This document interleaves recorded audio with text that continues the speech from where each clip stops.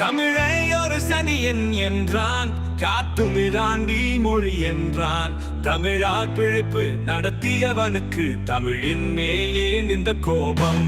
திருக்குறளை மதம் என்றான், சிலப்பதிகாரம் புழுகு என்றான். இலக்கியத்தின் இதழ்களை கிழித்தவனுக்கு இன்று பகுத்தறிவின் பட்டம் ஏன்? கம்பனை முட்டாள் என்றான், வள்ளுவனை அடிமை என்றான். கவிதையின் கனவுகளை கொன்றவனுக்கு காலம் தந்தது புகழ் ஏன்? பரிட்சிய ரவிக்கை போடுவதால் துணிவிலை ஏறும் என்றான். ஏழையின் உடலை பார்த்து சிரித்தவனுக்கு பெரியார் என்ற பட்டம் ஏன்?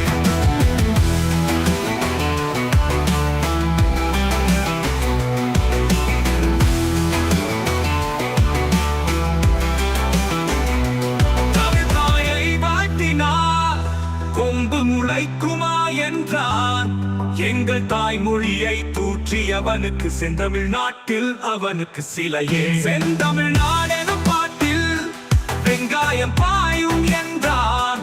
சிந்தையில் கசப்பை விதைத்தவனுக்கு சிந்தனையாளன் பட்டம் ஏன்?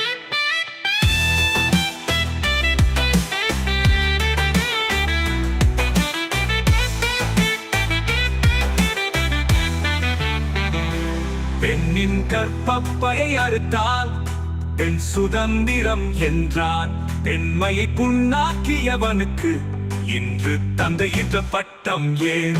தமிழரே விழித்தெழுங்கள், பகுத்தறிவு எனும் பெயரால் பண்பாட்டை அழிக்கும் தயவர்களுக்கு பதில் சொல்லும் காலம் இது.